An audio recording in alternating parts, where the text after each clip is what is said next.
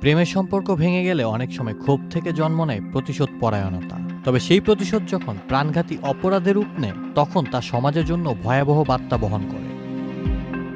ভারতের অন্ধ্রপ্রদেশে তেমনই এক চাঞ্চল্যকর ঘটনায় সাবেক প্রেমিকের স্ত্রীর শরীরে জোরপূর্বক HIV ভাইরাস প্রবেশ করানোর অভিযোগ উঠেছে এক নারীর বিরুদ্ধে। ভারতীয় একাধিক সংবাদ মাধ্যমের তথ্য অনুযায়ী অভিযুক্ত ওই নারী কুর্নুলের বাসিন্দা বিবয়া বসুন্ধরা। ৯ জানুয়ারি ৩ সহযোগীকে নিয়ে পরিকল্পিতভাবে এই অপরাধ সংগঠন করেন বসুন্ধরা। পুলিশ জানিয়েছে অভিযুক্ত নারীর উদ্দেশ্য ছিল সাবেক প্রেমিকের সংসার ভেঙে দেওয়া। তিনি ভেবেছিলেন তার সাবেক প্রেমিকের স্ত্রী HIV-তে আক্রান্ত হলে শারীরিক সম্পর্কের মাধ্যমে সাবেক প্রেমিকও প্রাণঘাতী এইডসে আক্রান্ত হবেন। ভুক্তভোগী নারী ও তার স্বামী দুইজনই পেশায় চিকিৎসক।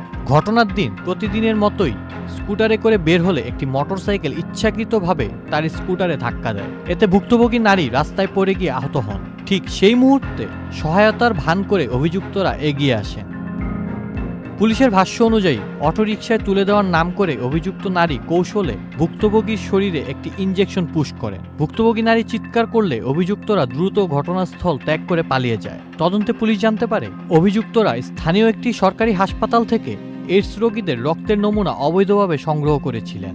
গবেষণার জন্য সংরক্ষিত ওই নমুনাগুলো ফ্রিজে রেখে পরে অপরাধে ব্যবহার করা হয়। এ ঘটনায় ভুক্তভোগী নারীর স্বামী গত 10 জানুয়ারি কুর্নুল 3 টাউন থানায় মামলা করেন। এরপর বসুন্ধরা সহ অভিযুক্ত 4 জনকে গ্রেপ্তার করে পুলিশ।